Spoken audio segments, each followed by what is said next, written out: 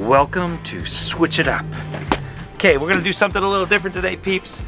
You have been asking for a review on this wonderful gooseneck. We're gonna actually do RV lifestyle type stuff today. And we're gonna actually discuss some questions that we've been receiving since we've now been on the road about 11 months. And we've been asked this question a lot on our setup, what we're towing, why we decided to do what we're doing. We're gonna be talking about this lovely Reese 20K today.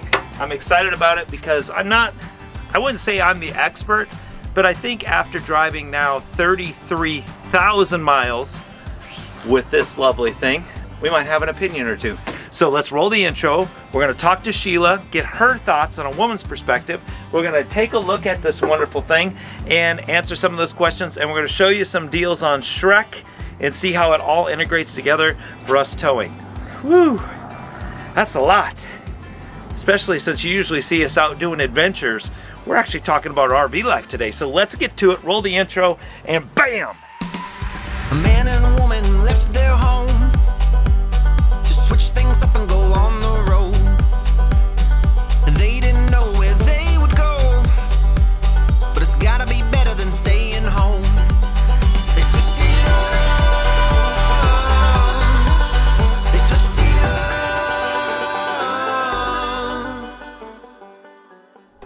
And we're back. And just like that, here we are, here we sit, me, just the Reese hanging out, little gooseneck, and you're thinking, what could Todd bring to the party? Well, here's the thing, is that we have never really done anything like this before, and we had some selfish things that we were trying to check off the list, and that is, we like to go and do things, but we also enjoy having comfort. And so when we started doing research on towing something this big, and trying to find a balance on how things would all work out, and not throwing stuff all around in the rig, I just never was a fan. The pin boxes that you see in the back of your trucks, I just didn't like it. I didn't like taking up that much room. I didn't like the setup. I didn't like the transfer of basically hitting the potholes and all of that transferring up into the hitch, into the rig. It just never seemed right to me. And I know when we purchase these things, you spend all this money and it comes with the standard pin box. And some of them, I'm not going to discuss all the brands that are out there because that's irrelevant. I'm here to discuss on why we chose this. And that was a selfish endeavor. Was one is comfort. And I'll go over kind of how that works out. Number two, we were looking at kayaks, taking our kayaks places, taking our bikes places, and having that big monstrosity in the bed of your truck. And I already know you're gonna say, well, there's things that you can do. You can get the lighter version and put that in, and you can no, I didn't want to take things out. Just call me lazy. But what checked all the boxes for us was actually the Reese 20K. It sounds crazy, but we purchased it without before it even left the lot. I said, I want a Reese 20K put on it before we leave. That was one of the sticking points, and I wanted them to install it so I knew that I wouldn't mess it up and I had to deal with it. So they did that ahead of time. That's why we have a little rust spot here, because that was what it came with, and we ripped that off and then they put this one on. Now you're gonna ask, well, why is it stuck all the way to the top? Why are we using these? Well, I put a little bit of bigger tires on our truck Shrek, and by doing that, it increased the height of the truck probably 2 to 3 inches. With that comes with the adjustment based on the box.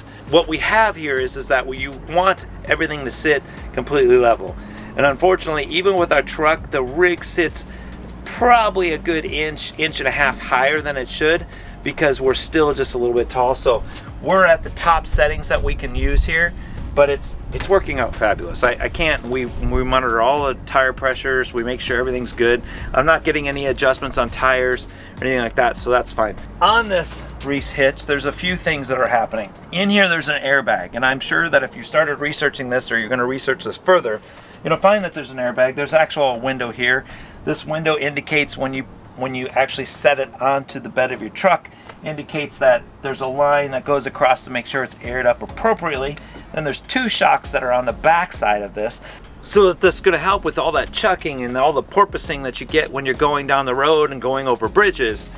You have this airbag. And why it's important is that on a lot of the different systems that are out there, you have a fixed position, and you're transferring all of that kinetic energy from the ground straight up through your axle, straight up through the bed of your truck, straight into this, which causes, well, let's just say a little havoc inside. Now, with this, think about this for a second. On Shrek, we went ahead and to try to maintain the levelness and do all that fun stuff, we went ahead and put airbags on Shrek. And so that will help with us to figure out where we're going to be at as far as air pressures and go to try to maintain that level status. Airbags, contrary to popular belief, do not allow you to have that cushion that you're thinking you're going to get from having an airbag. It's just more pressure that's building up. So I have not seen that scenario played out where you're thinking you're going to be riding on a cushion in air with airbags. That doesn't work that way. I will say though, by having this, it's giving you kind of a two-prong effect where you have the springs hitting the airbags that come up into the truck that hit the airbags and the shocks on this. So now we've got just a little bit smoother ride. You feel like I would say, you feel like the rig behind you is kind of like nice, just moving up and down through all the motions, going over the bridges and going over some of the main areas. And you know, if you've been traveling or if you haven't been traveling, when you hit something that's big, you kind of look at each other in the truck and go, wow, that was something. And it's never a fun thing to go through. So this was our way to actually alleviate all that. Hookup. Now everyone's gonna ask, well, how bad is that hookup, Todd? Well, I have a camera, a rear camera, and it actually has a center line on the cargo when I'm pulling backwards, and so that actually lines up with the Goose Box. So I normally have Sheila standing off to the side with a walkie-talkie. She's usually telling me 1 inch, 2 inches, you're 1 inch over. I usually can get it within 2 tries. It's not like super difficult. If you do not have a camera, a cargo camera or something that's on your rig, sometimes you can get a magnet with a stick that goes on the ball. You can use that as your indicator as you're looking through the back window to make sure that you're lining up. If you notice here, I've actually put a green line here. This green line goes with our rig. It's just a wrap. And so I put that there so when I'm looking through the camera or if I'm looking backwards, I can kind of center things up through the middle of my window, which is the middle of the headrest of the third seat in the center. So this kind of gives me an indicator by sight line. Another way that I'll do this is I line up the outside of my dually, basically the wheel, off straight into this. And so I can have an idea how far over I am. So I've never really had an issue of hooking up. It's always been, you know, fairly easy. And I know this might not help out some of you if you don't have the rear backup camera, but this has been my experience. The next thing is that when we hook up, it's pretty easy. You just pull this, it goes to the lock position, it just locks onto the ball and you're done.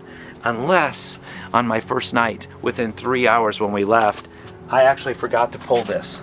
So it was in the unlocked position on the bed of the truck, and within probably an hour of driving, we heard a large thunk, and I got out to look to only find that when we went over the bridge, it must have come up a little bit and come down. Pin weight is like right around 4,000 pounds. So yeah, it didn't come out of the bed, otherwise it would have been bad. To say the least, I've made sure to check this now every time. The other part is that's pretty neat is that you can leave it in the locked position as you're going down onto the ball. This will actually go backwards and then lock, so I don't ever make that mistake again. I'm a newbie. I was a newbie. I've never towed anything, never done anything, and almost made a good mistake on that part. Now, if it would have happened, the cool part is it does have a locking system here that would have pulled the pin, would have locked up all the brakes, and it would have stopped on the highway. So there was some peace of mind. I do have chains as well, but that's kind of depending on your state, depending on chain laws, you're gonna have to look all that up. Man, there's a lot of information. I didn't think I actually knew this much stuff of what I've had to deal with. All I can say is that through the course of time, between the truck, the airbags, having this, and so we can actually, when we're unhooked, we can just not have to bend over. I'm not a spring chicken, so pulling something out of the truck, setting it to the side was not something I really wanted to do. You can see how we just unhook, and then I'll go and grab the kayaks and I'll slide the kayaks in. I always leave the ball in the bed of the truck. I imagine some people pull it out. I generally don't. I usually just leave it in, but it gives me some sort of, don't ever have to think about anything. In the tie down points for like the bikes, I usually use the safety chain, 2 harnesses there to tie down everything in the bed of the truck. You know, my opinion doesn't really always matter. I mean, you have the opinion of the wife as well, right? So let's see what Sheila thinks about us on travel days and how, when we're driving in the truck, kind of gives you an idea of what to expect when you're using it. Boy, I hope this is valued somebody. I'm not used to doing these types of videos. This is a little odd for me. But let's go see what she has to say, and we'll go from there.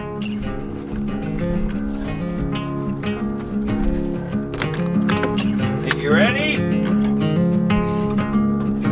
I'm always ready. You are? Yes. All right, so we all know Sheila has an opinion of this wonderful hitch because you have to deal with helping me hook up every single time. Yes, but actually it's not hard. See, and we didn't even talk about this ahead of time. Why don't you give your perspective? Because I was outside shooting the video. Give your perspective on hooking up and kind of what you've seen by using it. This ought to be If good. Todd can do it. That's not nice. Okay. So we did say prior to us buying it, we said that we wanted a little bit better ride and we needed more room for our toys. I think the biggest thing was that we didn't want to have something that took up the whole back of our truck because Right. we have things we want to put in and get in and out of there. So I was a little concerned, like just this little ball and you got to connect that. But you've done really well, and This is a wife trying to be super supportive, and I really appreciate this. it's not hard. Like there's only a couple times. Sometimes you're at weird angles that maybe it takes us more than one time, but other than that, we get it on the first try. And it's because we have the backup camera but you know, backup camera definitely helps. you can figure out ways around that if you don't have it. Now, cost wise, we went ahead and purchased it. I don't remember the exact amount. It was. Yeah, I don't either because we just had it. And they actually charged us probably $300 for install, $300 to $500, which Dealer installed it for it's us. not a difficult install. It's something that you can definitely do on your own as an upgrade, but that kind of is that. Now let's talk about rides. So Okay. we've had some bumpy, like we've been in some horrific roads, New York. I mean, not to say that your roads are bad, but goodness sakes. So I think our ride, we've hit some really big potholes. We've hit some things. And the bridges, the connection on the where you go from the, yes, those can be. Now we have learned that when the Reese is at its correct air pressure, Yes. We messed that up in the beginning where we had a little bit lower air add it pressure. to the list of all the things we messed up. We in had the to learn. beginning. Yes, but watching that air pressure and making sure that it's like night and day difference. Oh. It's just a smooth ride. The rig or the truck, you can feel the big jolt, but you don't feel like the after effects of Fiona hitting the same thing. Yeah. It feels like And a float. the things in here, like I have my Ninja Foodie that I love, and even like these things don't. I mean, I put this in the down position, and those they don't move. And Everything rides. We generally don't put it away, and I think that's a testament to using the Reese Goose Box Yeah. because of the air and the added shocks, because it gives it that. Now we have the standard suspension on our rig. We didn't upgrade our We do not suspension. have the independent suspension. No. With the Reese, when it's used properly, we have had great. It's night and day difference. It is. So- We learned that by the first few weeks of not having as much air in it as we should, and when I thought we did. So the key is make sure you check your air pressure on your vehicle. So sorry, Reese, but I had to learn that. I thought it was set the air pressure off the vehicle. Makes a huge difference. Yes, so we get the space we want in our rig. Mm-hmm. It's easy to connect. I can help you just navigate, get it connected, hooked up. It doesn't take very long at all. We don't have to pull anything out or put it in when we're at a nice location. ride inside of our truck, and things back here don't jostle all around. So I think it's a great product. Yeah, and then we have the airbags on the truck as well that we air up depending on the different inflation amounts. So between all of those things, really make a. We wouldn't do anything Look at us. different. We love it. I feel like we're finally becoming like RV life officials. Like Don't like a let your review. head- Like we're giving this. Yeah, don't let Don't your like head blow up. No, maybe some will go. Just go back to traveling more. But I'm thinking that this will really help, especially coming into next year. People are making decisions. You're right making now. decisions now, and we get this we get this question a lot. Do you like your Reese? Do you think you should get, would you do it again? And we're just knocking it out of the park. So now we can refer this video to them and you can figure out if you'd like it too. It's well worth the money. It was a great decision on our end. We didn't know. You don't know what you don't know. And we know now that we really love it. We know we made the right decision out of the box for us. Yep, absolutely. All right, I'm going to go outside and say goodbye to them, my friends. I love it when you're outside.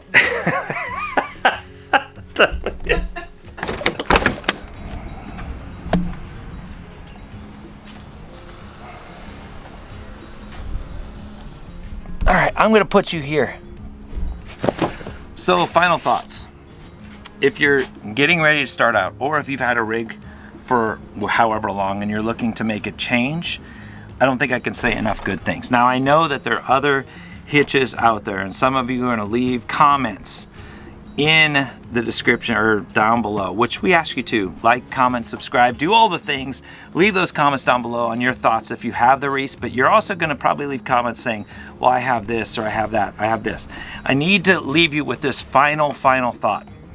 The final thought is you have to find out with your rig and your chassis and everything, what system does not void your warranty on your rig.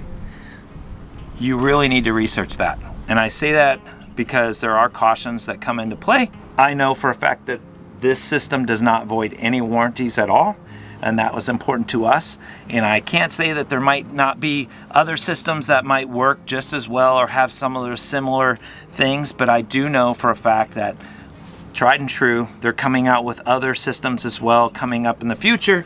But as far as the Reese 20K, I can't say enough good things, and I know it checks off all the boxes for our RV life on the road and the things that were important to us.